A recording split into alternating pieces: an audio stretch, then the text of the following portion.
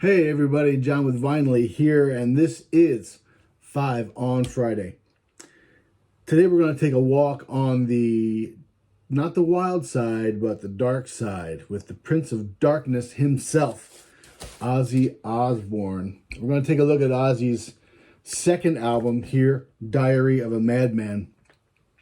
And Ozzy really leaned into the mystical Prince of Darkness persona here, and you can see just the cover of this album with the upside down cross and the weird writing and Ozzy's weird makeup, and of course the creepy little dude who we'll talk about in just a minute. But this album created quite a stir in the community at large, and especially in the more conservative segments of our community, any community. But this album caused quite a stir for sure. But the music on here is absolutely great. Side one may be one of the best album sides ever, with Over the Mountain, Flying High Again, You Can't Kill Rock and Roll, and Believer. I mean, those four tracks are just standouts. Really, standouts not just on this album, but in Ozzy's career. Oh, and according to Ozzy himself, this is his favorite of all his solo albums. Anyway, so we're gonna take a walk on the dark side with the Prince himself, and don't be scared. Everything will be fine. So let's go.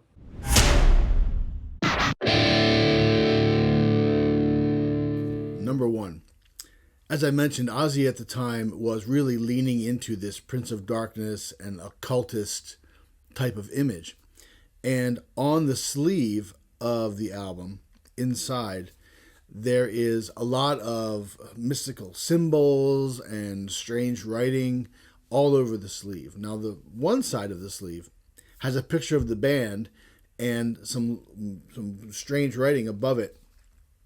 Well, it turns out those are actual letters, and they're written in what's called the Theban alphabet, also called the Honorian alphabet, or the runes of Honorius.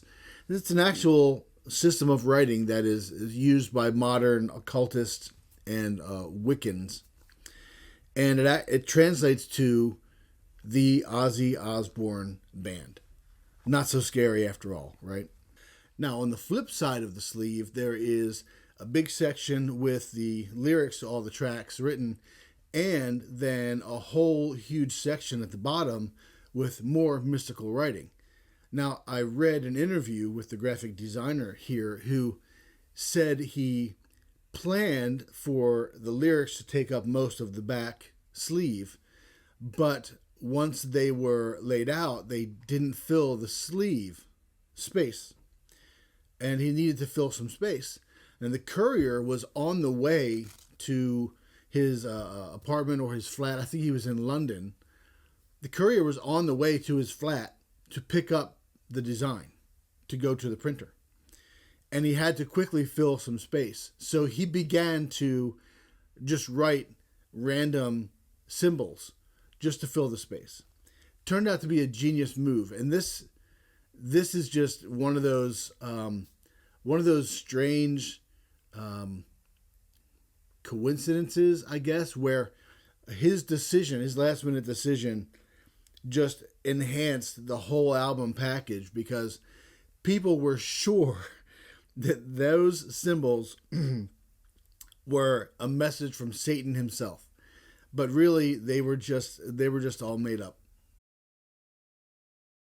He did mention that his girlfriend at the time was named Pam, and her name appears in there somewhere. Number two.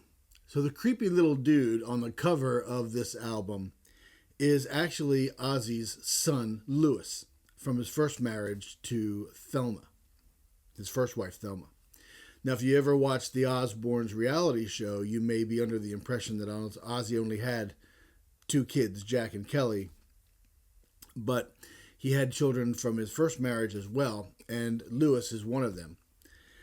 I'm sure that Louis now, today, is a fine, upstanding citizen. I don't know what he's doing, but on the cover of this album, He is a creepy little dude. So if you're looking for framed versions of your favorite albums and maybe just some vinyl gear in general, go have a look at vynyly.com, vynyly.com. That's our website. And see if there's anything you like over there. And if you're looking for something particular you can't find, let me know and I'll try to find it for you. Number 3, this is the final album for Randy Rhodes, who was killed in a plane crash during the tour for this album, Diary of a Madman. Now, when you say plane crash, if you're not familiar with this story, when you say plane crash, you might think of a kind of a commercial airliner. They were on tour, maybe a big private jet. But it was actually while the bus was parked for, I think, some air conditioning repairs. And it was near a hangar with some very small single-engine planes. And he went up with the pilot in a single-engine Beechcraft F-35. And the pilot was just being stupid, frankly, trying to buzz the tour bus, fly close to the tour bus to wake everybody up. And one of the wings clipped the bus and sent the plane into a crash into a nearby garage of a mansion. Rhodes was killed instantly.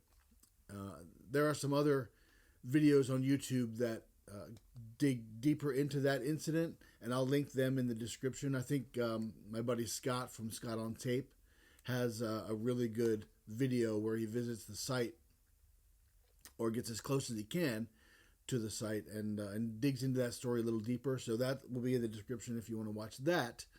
But as far as what we're talking about here, this is Randy's final album, was Diary of a Madman.